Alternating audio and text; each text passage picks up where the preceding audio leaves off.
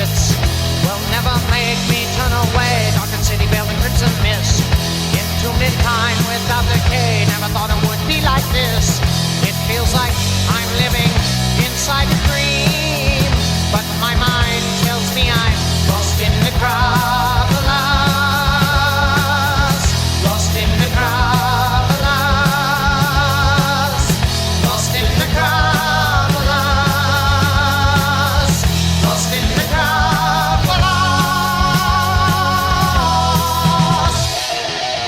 Now I know what it's like to be inside the city of the dead. All I think of is breaking free from all the spells came to my head. Sword and axe on my destiny.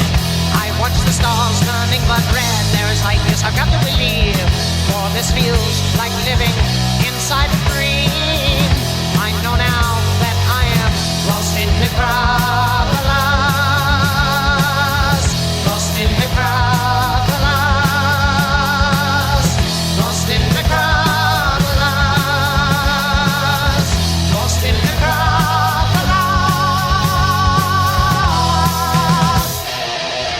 I have seen your cities burning. I have felt your daughters yearning for the peace you had before the tides of war. I have witnessed funeral pyres burning bright with man's desire. I will fight the demon horde forevermore.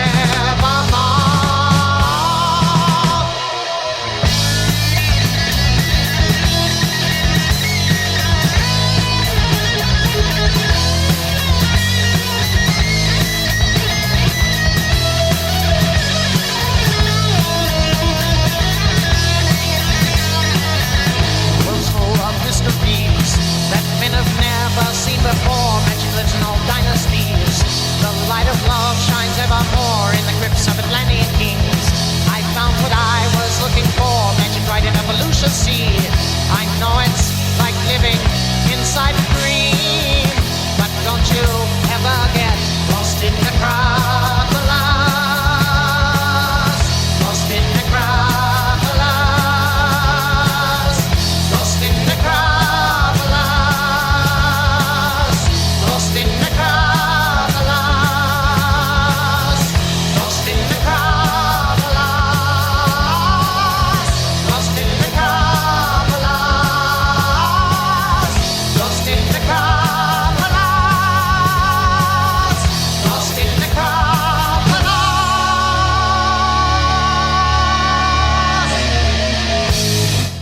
We just heard Necropolis and the prologue from Manilla Road's Crystal Logic. I'm Mark. And I'm Jason, and this is the Requiem Metal Podcast. And today, Mark, we are venturing into a couple of bands that are going to, I don't know how you would categorize them, epic battle metal, They're fantasy metal.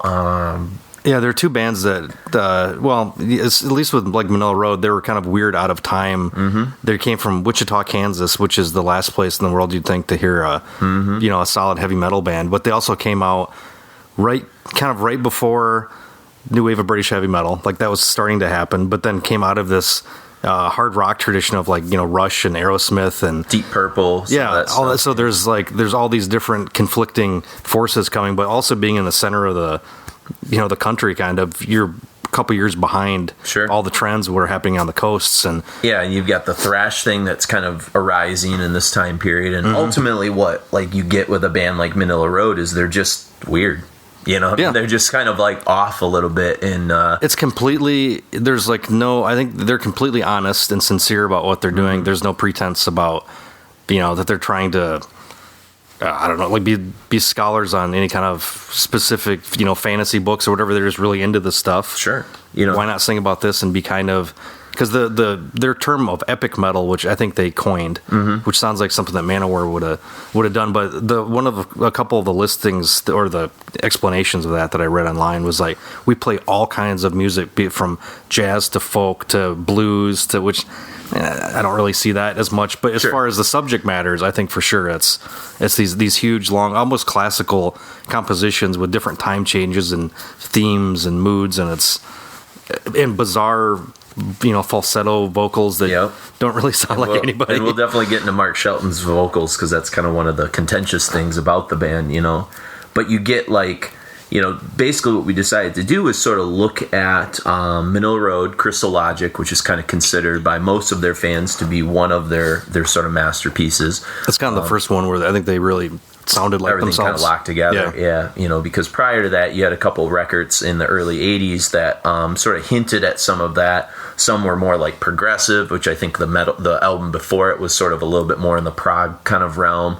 And then you had the first one, which was a little bit more in the hard rock realm. And this is the first one where they really sort of, hit the sort of faster, sort of more doomy metal sound that you're going to hear throughout this record.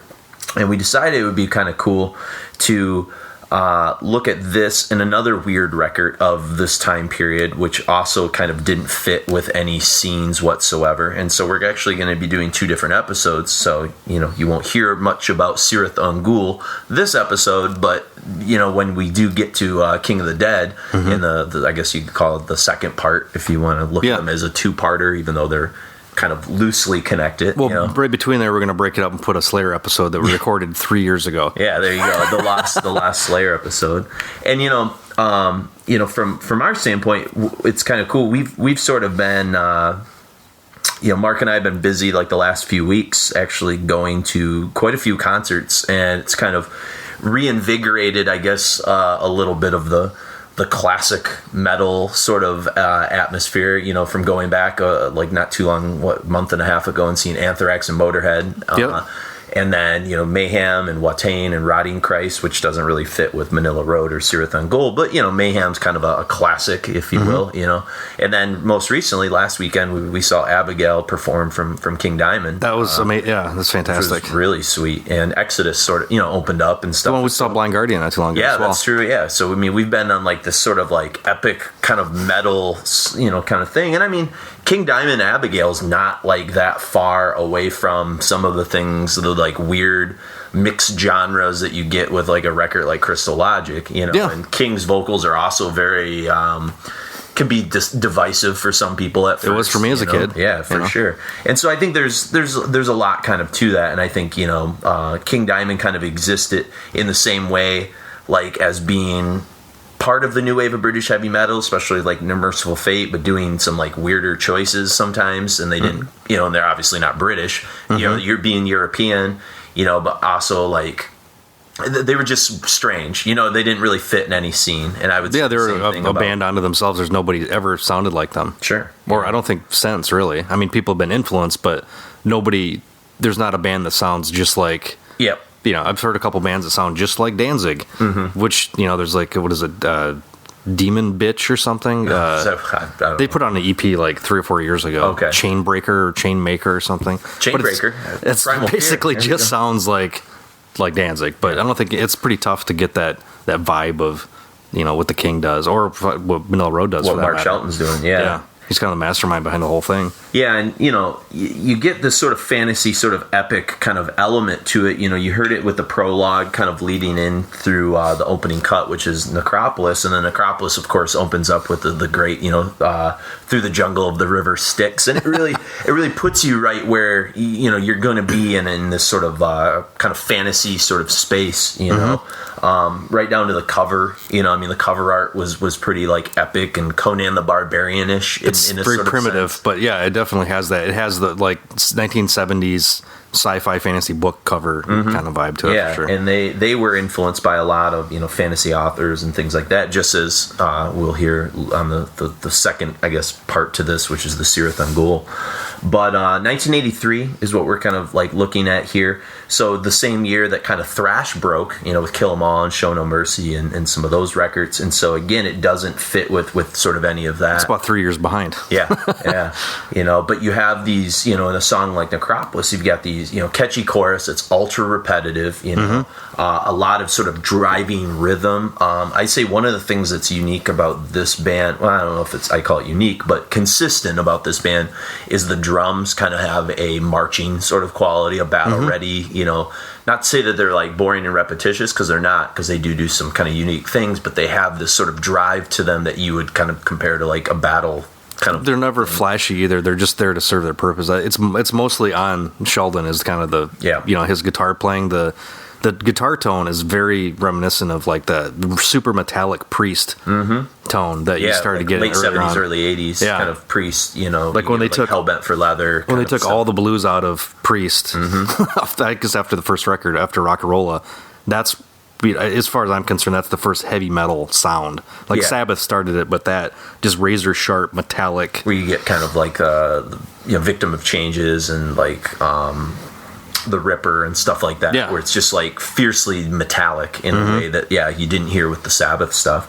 But the interesting part is even though you do have those fiercely metallic kind of elements, which you heard in that solo in Necropolis, which is like blazing, it's really in your face. And Mark Shelton doesn't probably get enough credit for being sort of a kind of an innovative guitarist, even though he's very much within the normal parameters of what you would expect out of a metal guitarist. He just makes a lot of really kind of bizarre choices, Yeah, he seems like he's always playing on the edge of his ability, which I always like that in bands too, like pushing themselves, but not one of those death metal bands that starts singing clean before they know what they're doing, but just like that youthful enthusiasm where this is all you care about, and just the stuff that you come up with is just kind of nuts. And I think you hear a lot of like kind of bizarre tones too. You mentioned Priest, but I mean I hear some stuff like classic rock kind of tones in some of what they're doing. And there's even, especially we'll hear in the next song, kind of doomier elements at times that sort of pop up on this record. So it's kind of hard to pigeonhole it into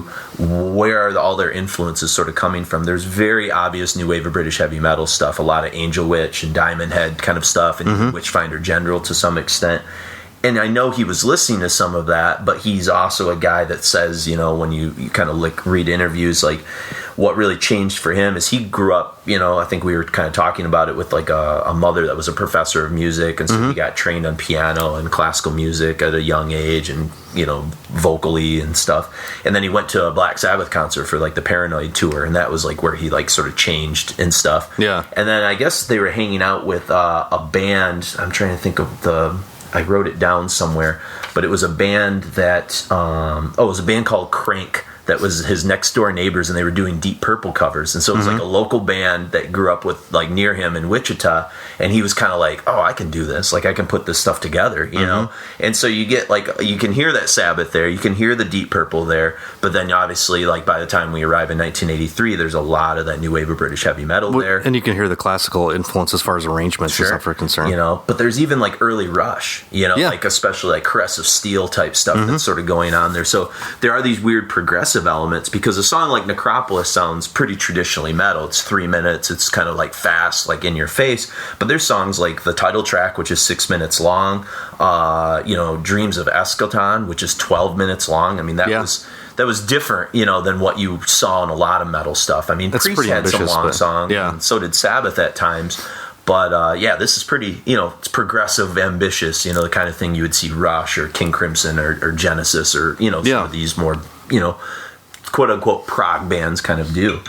And I know for me, like, the first time I heard about Manilla Road was through you and Chris, and you and Chris always sort of gave credit to a guy, Jeff Wagner.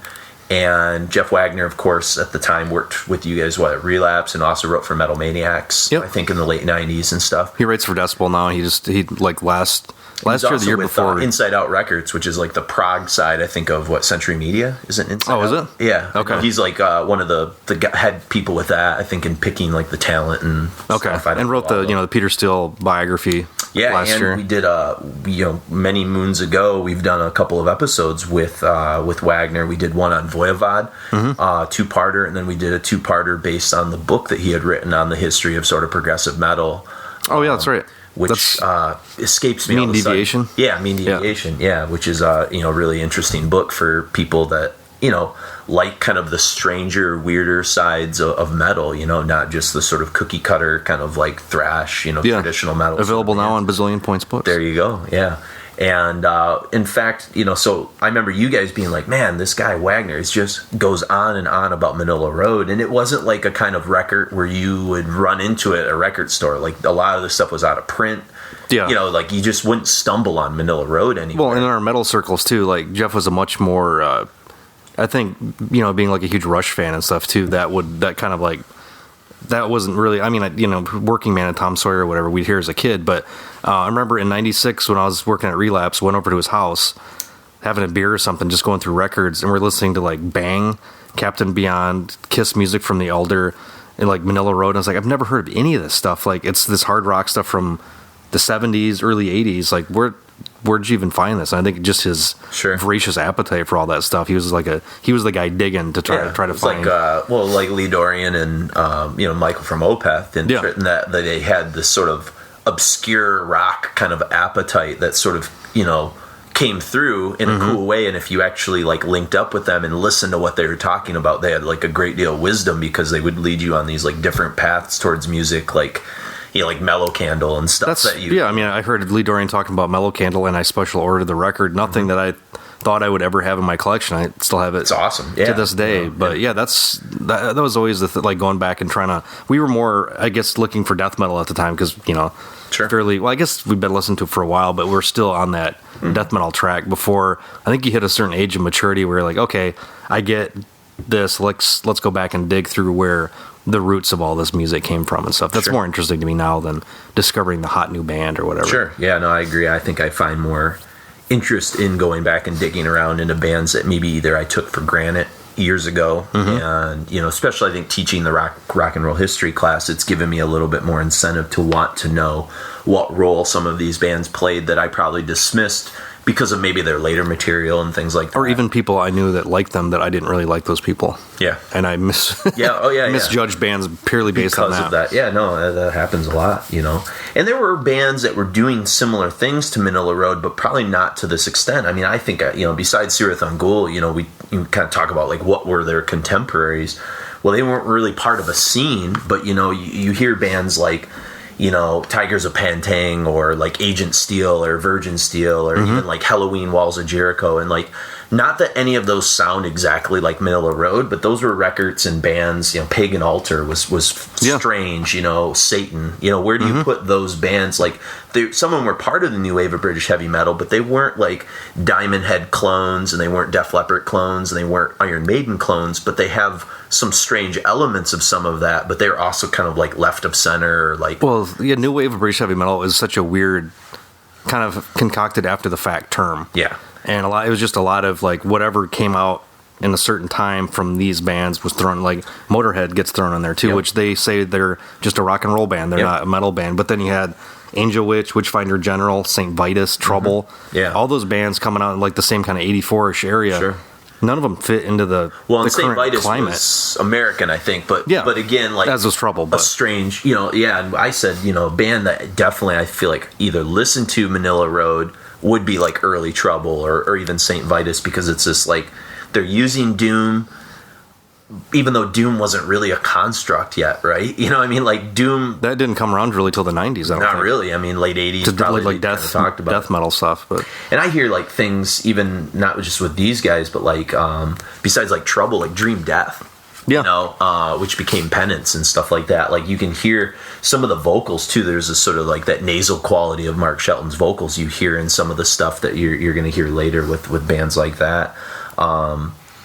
It is such a strange kind of thing. Like, you can, I guess, who are their contemporaries? If they're influenced by new wave of British heavy metal, like, who else would you maybe glob onto like a Manilla Road? And we kind of had this conversation. The only bands I could kind of come up with were like, like Armored Saint or Queensryche or Metal Church, like Omen and Bitch and stuff like that too. Like, just these weirder fringe, kind of local California bands that were kind of on the fringes of these, like, the sleaze Sunset Strip stuff, or like, the Bay Area thrash. It was just like somewhere in the middle. Mm-hmm. And you hear a band like a Queensryche or something, and they're coming out of Seattle, same with Metal Church, and like Queensryche had a lot more Iron Maiden in it than like any of the either hair metal in Los Angeles had, or any of the like traditional, like, I guess, thrash metal in the Bay Area. The Bay Area stuff had some Iron Maiden stuff with like the melodies, but it was way sped up. Whereas like, you know, you hear like Queen of the Reich, and that could be like on Somewhere in Time almost. You know, it's got that like wasted years, almost like kind of like gallop and kind of thing working for it. And it's so... And that razor sharp, you know, priest guitar tone and stuff. It's just, they're strange. So, I mean, you know, we could spend all day trying to sort of pigeonhole them, but that's not kind of like what the point of all this is. What we wanted to do is sort of expose an album and a band that I think should get a lot more sort of attention. And one of the I guess the instigators and impetus of this was I had this idea like it would be cool to talk to a guy like Jeff Wagner about, you know, like what his thoughts on some of the stuff were, especially like these guys in Sirath Ungul. And then I also reached out to another guy that kind of has the same type of taste as like a Jeff Wagner, which is King Fowley from Deceased. And he's kind of like a collector of a lot of things. You know, I would put those two in like a Fenrez, you know, like they all kind of have this like Renaissance, like academic knowledge of like the most obscure kind of niche-y, weird metal bands that sort of time left behind almost. Because King Fowley has always been a proponent of, you know, like Oz and, you know, the Fire on the Brain record, a lot of stuff that I never gave Riot, stuff like that. You know, like I always saw that cover as like, this is the dumbest cover I've ever seen, but then you listen to the music and you're like, oh wow, okay, it's legitimate stuff. And I just don't...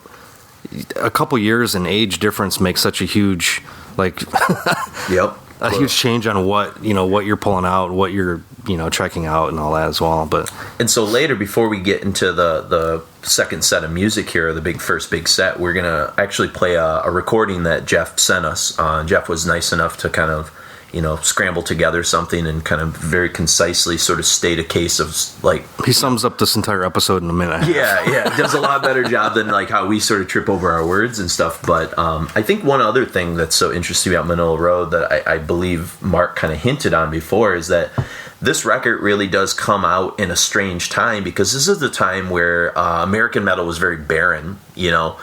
Thrash was about to begin, but most of the sort of like interesting metal stuff that was happening was over in England or Germany and other sort of places. And so it really does sort of exist in this kind of strange bubble. And I would say it's not unlike what you see kind of going on in Canada around this time with like a band like Anvil. I mean, Anvil's not as like progressive in any sort of way as like what Manilla Road was doing, but Anvil, like when you watch that Anvil, you know, documentary and stuff, they sort of existed right before thrash, and almost because they were like too early, they don't really belong to any scene, and they kind of get left behind a little bit. And I feel like Manilla Road is kind of like there, like they're not able to like glob onto any one scene, and it kind of keeps them like trapped in the underground as sort of a cult metal band in a lot of ways, which is don't go appreciate it creatively good later, I think. But I mean, look at Manilla Road has like 17 records, or something. So they've been consistently knocking stuff out. But and you said they played at I saw them at Maryland Death Fest 3 or 4 years ago, I think.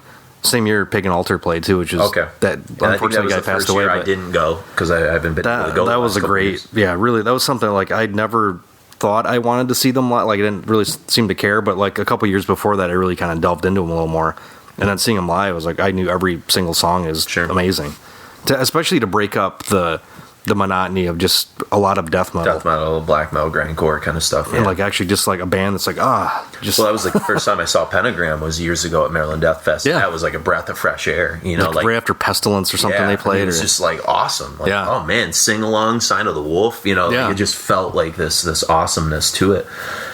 What would you say, though? I think, you know, we probably need to hit on it before we get too much further. This idea of, like, Mark Shelton's vocals, because seems to be the thing that stands out to, I think, a lot of people the first time they hear it. What are some of your thoughts on that department? I mean, they're definitely... I mean, you could throw him in the same camp as, like, you know, Geddy Lee, who definitely has a voice that takes some getting used to, or some... or King Diamond, or... I'm trying to think of some other... Well, later, the guy, Tim from Sirath Ungul, is in that sort of camp as well. Because he's not a good singer by the terms, you know, laid down by like, oh, does he have a good vocal range? How many octaves can he hit? But he has a personality to his vocals. I think that's, you know, undeniable. Even like, you know, like Udo from Accept cannot sing, but he has a great metal, you know, kind of like Brian Johnson or something too. He's not a good singer, but he brings something like an energy and power in a cool way. You know, like it's a monotony kind of scream, but it like fills the music perfectly. Like it locks. It's right as heavy as the guitars before like death metal singing ever it's like came a about. shrill kind of thing over top the music. And somehow, like, Udo's been able to keep up that style of singing without completely destroying his vocal cords for 30 years. Yeah. Or more, for that matter, And I think, like, I wrote down, obviously nasally is the first word that usually comes to mind when people talk about Mark Shelton, but I think there's also, like, very much a, Bruce Dickinson-esque flair to some of the things that he does on occasion, which, again, is drawing on Ian Gilliam from, like, Pink Purple and stuff like that. But definitely a Teutonic thing is there as well. The vibrato is the weird thing, because he has no range. He sings in, like, one octave, I'm guessing. Very kind of monotonous, but that vibrato breaks up the monotony a little bit. Like it's instead of singing more like Udo, he's holding his notes out through vibrato, which it's kind of a difficult. It's almost Sisters of Mercy kind of thing, where how they would sing with vibrato, but this really monotone, low. Messiah. Yeah, there's a lot, especially when we get to the second half of the show, when we get to like Veils of Negative Existence and stuff. There's a lot of predictive Candlemas isms that are going to sort of show up. I think Messiah only can sing in a couple octaves. He's not as like versed as like King Diamond or anything. And the first time I heard Candlemas, I was like, whoa. Like, I don't know if I like this or not. I mean, the riffs were kick-ass, but man, you're taken aback at first, and you got to kind of fight over that and see why it's doing what it's doing and how it fits together. The first song from Candlemas I ever heard was Mirror. Yeah. And I was just like, whoa, okay, I don't know what to think of that. But then just let it, just kind of embrace it for what it is, just listen to it without judgment, and I think it kind of like makes sense. I think also too compositionally, and I think this fits with the variety style of the vocals, I think compositionally, like it's a traditional, like we quote unquote epic battle metal sort of record, but there's a definite unpredictability in some of the choices that they make compositionally. And like, I guess I would compare it to like when you listen to the very first Iron Maiden, like when you listen to a song like Phantom of the Opera, it makes a lot of weird choices. It goes in like a lot of weird directions, like a normal traditional metal song didn't up until that point. It's almost progressive. And obviously we know now that Steve Harris was very influenced by progressive rock and things absolutely. like that. And I think you could sort of make some of the same arguments here. You hear a lot about, that kind of weird progressive sort of things, especially like in the next song we're going to hear like Crystal Logic and stuff. Some just weird avenues it sort of turns down all of a sudden, where like you feel like you've got the song kind of pinpointed, and then you're like, whoa, it just completely turns 90 degrees. And I mean, I think like you hear that a lot in a band, and maybe this is why, and this is my theory, and Jeff can either back this up later or not. I hear a lot of stuff that like you would hear with like Voivod. The Voivod, the choices they made in terms of like thrash were so left of center a lot of times, and like that, especially vocally, we're just weird. I think they got thrown into thrash too, just because of the time period, because they really were never a thrash band. And they started out this weird noise punk thing, and then they were never any scene really. No. It started out primitive and just became more, they progressed as they went along. But they're still firmly metal. And I would say Manilla Road is definitely metal, and I'm not saying they're as progressive as Voivod, but I can hear some of those weird things that like Voivod does, where like it catches you off guard and you're like, oh, that's an interesting choice. I like it, but you just kind of don't really know where to kind of go with it, So, so I think, there's a lot, for people who are hearing this record for the first time, stay open-minded and just kind of see the variety that this album sort of offers. It has a really good flow to it.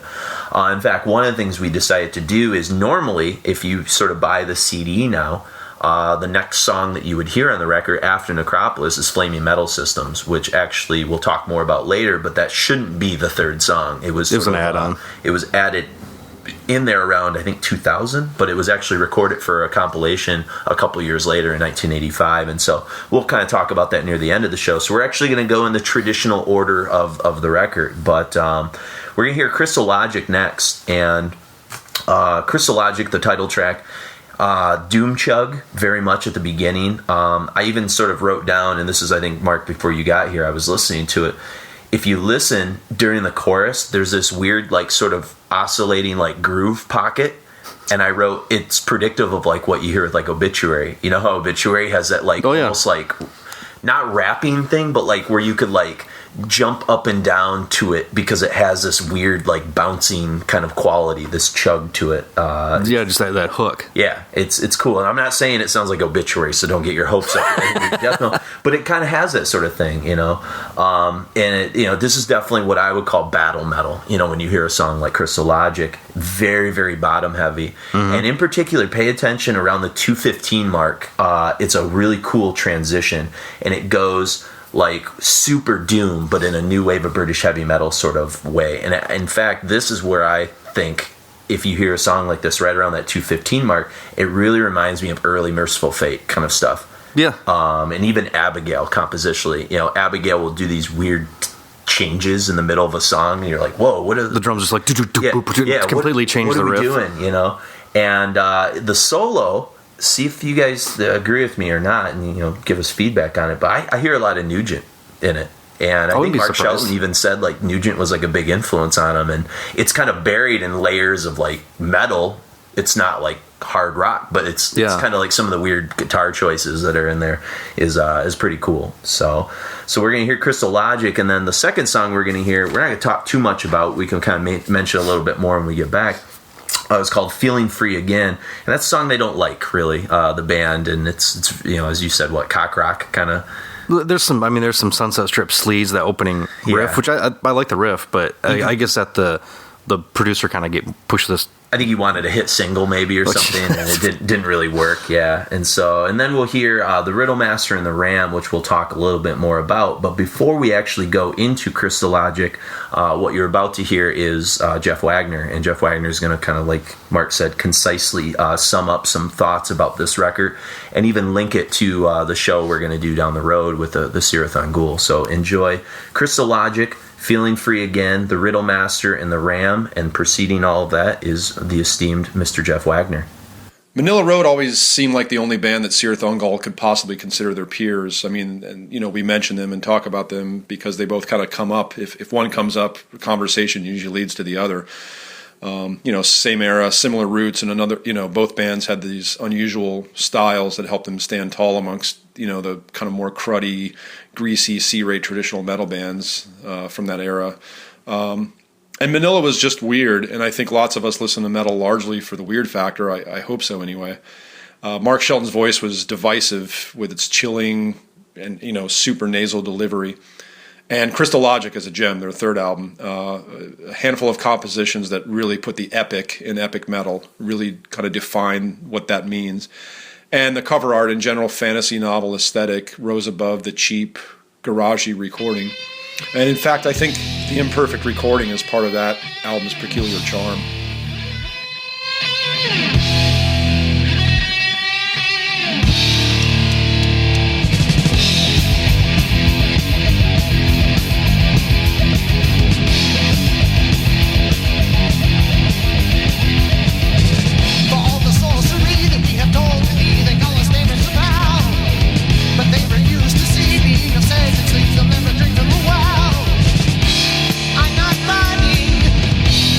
Inside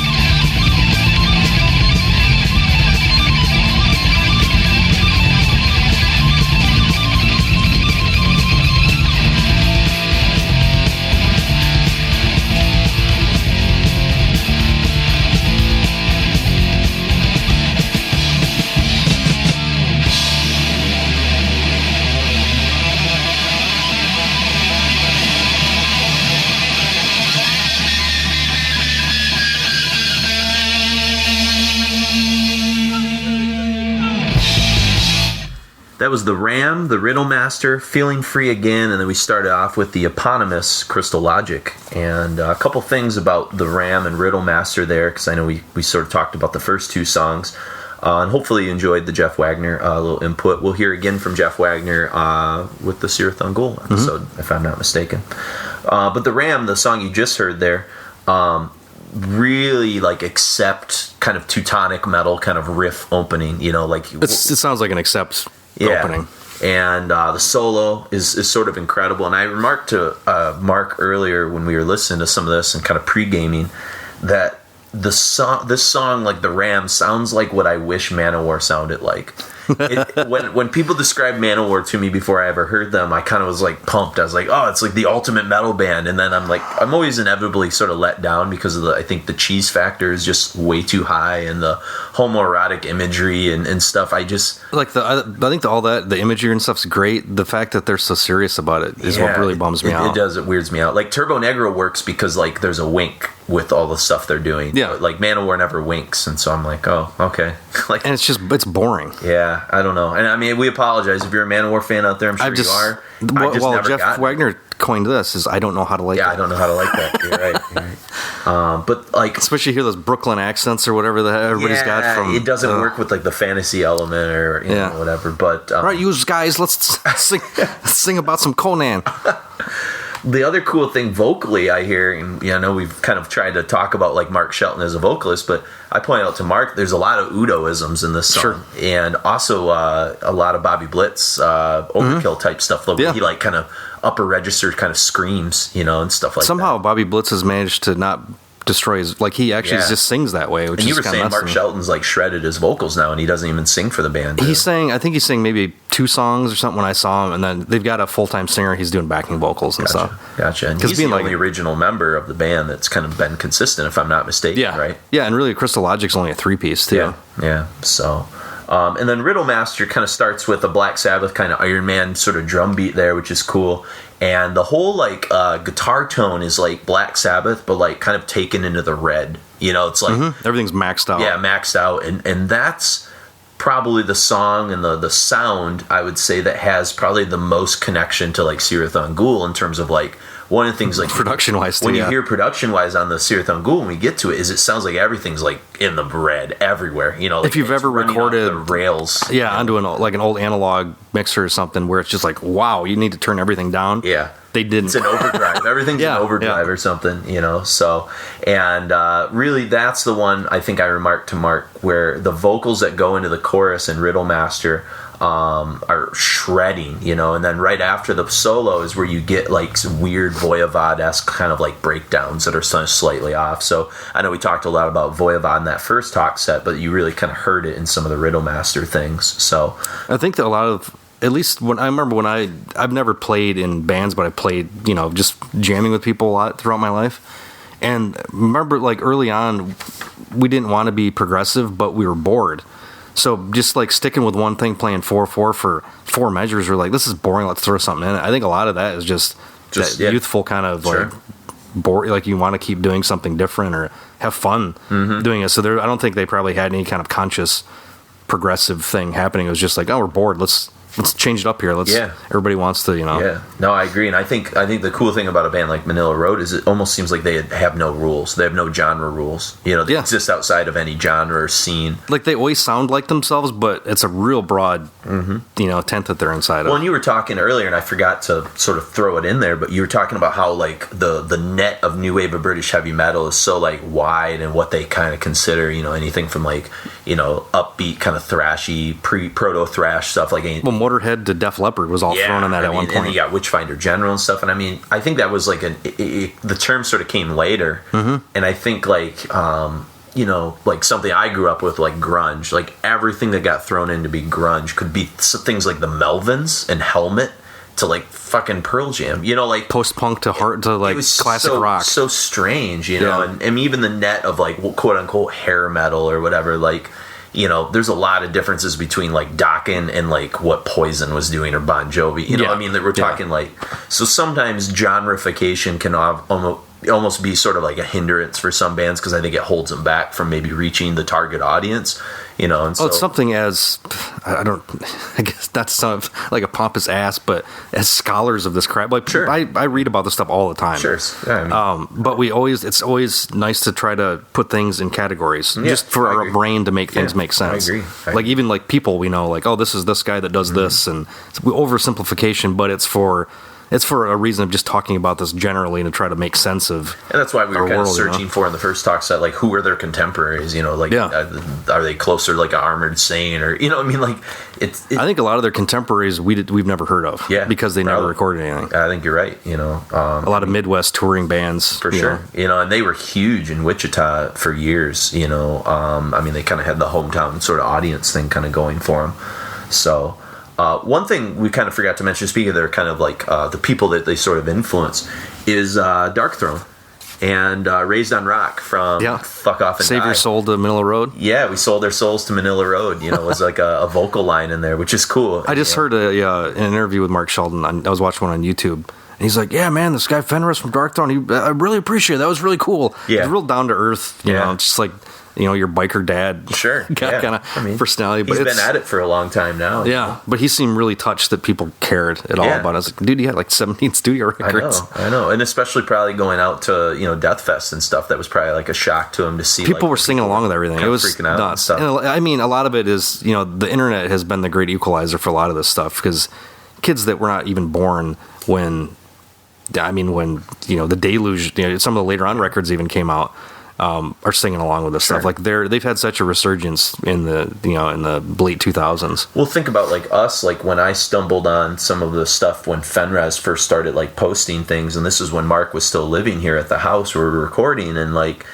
I kind of went searching for some things and found like Witch Cross and like all these like weird things. Agent And then- Steel. And, I kind of stumbled upon, because based off of Fenres's recommendations, and like we kind of compared him earlier as being like a scholar of, you know, you said, I mean, Fenres really is this sort of like underground kind of scholar, and he does the Underground series. I don't know if he does it anymore, but I think he was doing stuff with that. Yeah, well, on SoundCloud he's doing the, you know, Fenres radio thing, but that's kind of interesting because he's digging. I don't have the patience for it, but he's digging into just playing stuff from 2015. Oh, really? Like, Wow. like he's done 4 or 5 of those things, just 2015 shows. Wow. Of new bands. Like, where the hell do you even find this shit? Hey man, I guess if that's your whole I mean, that's his life in a sense, you know. So the craft, you know, and It's so his I hobby. appreciate Yeah, that. like I don't understand my hobbies anymore. for sure. I mean, I spent a lot of time watching like fucking wrestling and dumb shit like that. Yeah. So I you know, I know how to waste time. Like, Sure. and so do you. You know. Oh so, yeah. But yeah, if that's what you're passionate about, so. But we kind of want to draw things towards the close of the album, and near the end of the traditional end of the album kind of ends with a really amazing 1-2 punch. And what we're going to be hearing here is the Veils of Negative Existence, and then probably the centerpiece of the record. It's probably maybe outside of an Acropolis, the song that gets talked about, I would imagine, the most, and that's Dreams of Eschaton.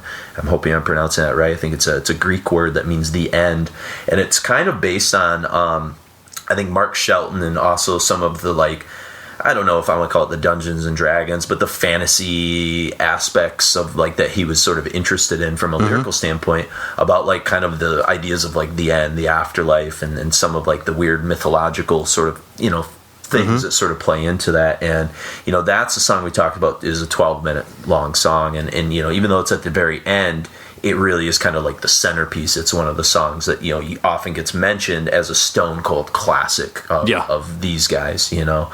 And when you know, before we get into that, you know, first we're going to hear Veils of Negative Existence. And we talked about Candlemass before. This is the most Candlemass-esque song on the record, you know. Yeah, the riff especially. It's a really, it's an unfuckable with riff. I mean, it's just like awesome. Simple and direct and perfect. A lot of diverse vocals. You hear like kind of these cool like whispered sort of vocals and things like that. I mean, it's just a crushing song, you know. And the song title, Veils of Negative Existence, I mean, that's just a great doom metal kind of title. Oh yeah. You know? Yeah, it leaves a lot to the imagination. For sure. And then you get kind of this mystical, quiet kind of intro, and then comes this Angel Witch riff out of nowhere. Yeah. And it's from a song, Angel of Death, from Angel Witch, and we actually did an Angel Witch show many moons ago. I totally forgot we did that. We did. So check that one out for sure.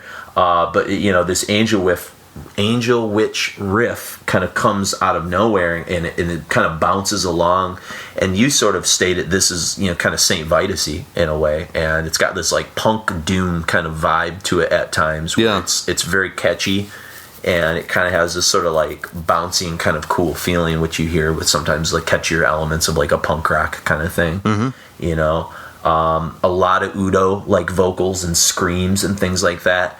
And in fact, some of this sort of singing and some of the stuff he does vocally really predicts things you're going to hear years later from like a guy like Hansi from Blind Guardian. You know, there's definitely a lot like his kind of strained. I mean, it sounds kind of strained. It is strained a little, but that's like a trademark thing that he's been doing it since the first record. And he draws a lot from like Wasp. I know he draws a lot from Blackie Lawless and Halloween. Hansi. Yeah. And what's the guy's Michael Kinski from Halloween? I can't remember. And then Kai Hansen stuff. I just know Kai Hansen just because of the screams that he did on the Guardian Blind Guardian stuff. Yeah, so for sure. Like on Valhalla, that's one of my favorite Blind Guardian moments ever. Oh man, when we saw Blind Guardian live, it was incredible. They stopped for a good like 2 or 3 minutes and just had the crowd sing along to the end of Valhalla, clap with it, stuff like that. It was cool. I mean, for those guys being what they are, like they still kick major ass. I am very impressed with them because, you know, even though my interest in that genre has waned quite a bit, they kind of stand above it all, you know, in a weird way. Like they don't like. I don't really listen to their new records, but I actually like their new records. They're good, even though I don't listen to them as much as their old stuff. You know? They're just they're not as. I think I've always been a bigger. I wouldn't call myself a big power metal fan. Yeah. I've had a higher level of power metal tolerance than what Mark does, but not nearly as much power metal tolerance as our friend Chris. He's our power metal sort of expert. Yeah. You know?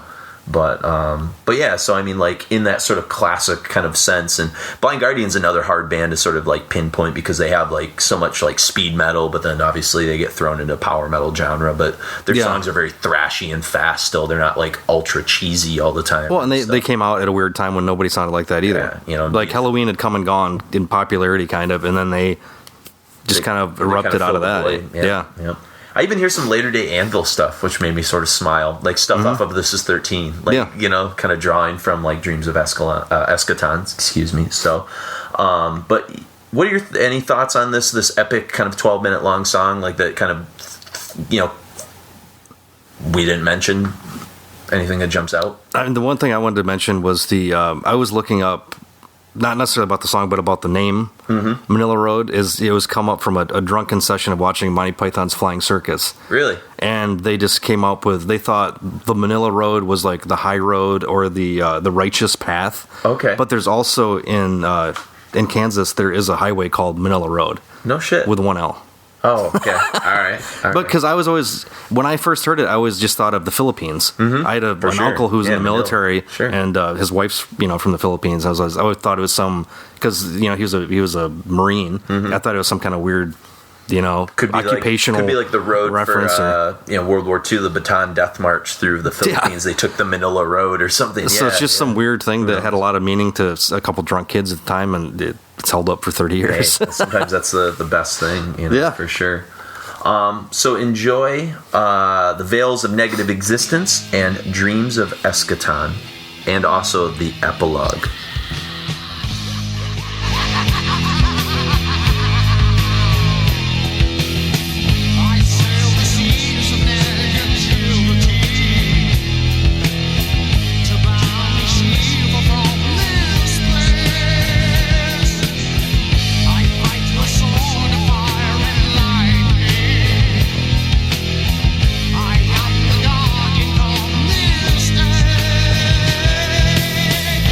I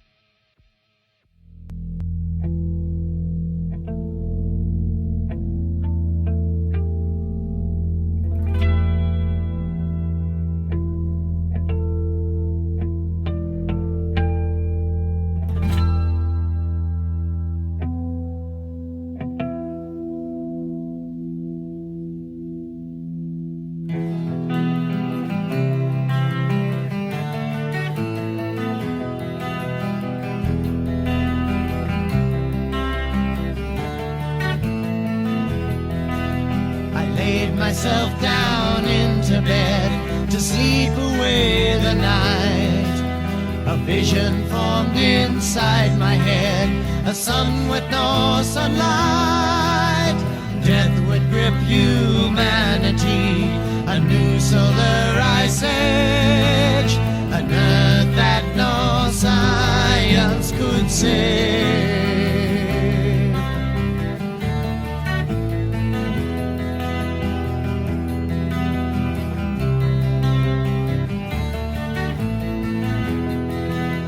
I woke, sweat running down my face. I'd never felt so strange. To think that this could be our fate, to freeze in dark and pain.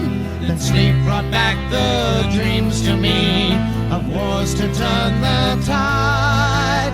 The world committing nuclear suicide.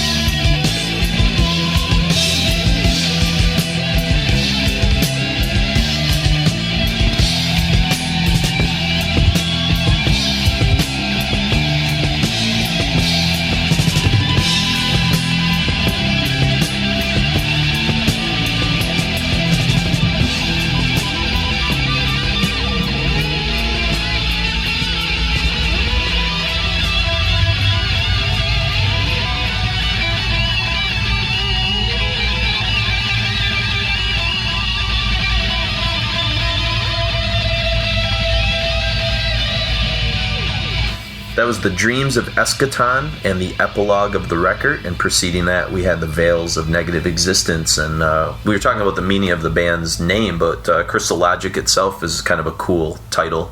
Yeah, it was, I mean, I like to overthink everything, like think that there's something deeper to what it is, but it's a very literal interpretation of just clear thinking. Yeah. Or there's a lot of like, not in a Christian righteous way, but just like they're on like this, all the epic metal stuff, like they're on the right path. Mm-hmm. There's a positivity to their music as well that doesn't, I don't know, like a camaraderie and brotherhood that seems really kind of like ripe in this music as well. Like that shares a similar thing with power like metal. Riding a battle kind of metal. Yeah. You know, like we're all in this together. You know, like Maiden has always had that positive. Absolutely. They'll have like melancholy to some songs, but it's always been positive. You never listen to Maiden, you're like, I'm kind of bummed out. You listen to like Halloween and Blind Guardian and Maiden and stuff, and like it is uplifting in a way. There's a spiritual sort of quality to it without talking about like a Christian spirituality or any kind of religion. Just like a belonging or like you're on the right path together as long as you stick together. And shit, Manilla Road, with how long they've been around, have been sticking together for a long time. Yeah, for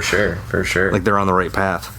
And so we're on our way out here, and this is a song I kind of made mention of at the very beginning that was sort of tacked on in the year 2000 as a bonus track, and they kind of, strangely enough, put it in the middle of the album sequencing, which is rare. I've never really heard of that before very often, where like you go back and disturb the original order of the song sequences. I can't think of them right now. I know there's a couple records like that too that I actually went in and took out those songs because they kind of screwed up with how I remember the album coming through. But I mean, why not put it at the end? It just seems strange. I mean, that's really where bonus tracks really should go. But even with the Angel Witch reissues of the CD of the self-title, they tack on all this extra crap stuff at the end that I take off in my iTunes playlist and just have the record, the purity of it. And sometimes, you know, like it's a great song. You know? Sure. I mean, it's rocking. It's probably more metallic in a lot of ways than some of the stuff that's going on Crystal Logic.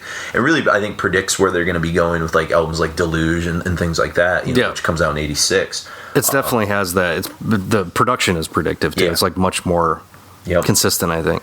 And it kind of starts with like a Diamond Head, Am I Evil? And I kind of remarked to Mark here, because we just have done the Deep Purple show recently, kind of the beginning of In Rock, you know, kind of how it's like noisy and just kind of like chaotic and like kind of a cool way. Well, how's that? That was cut off for a long time too.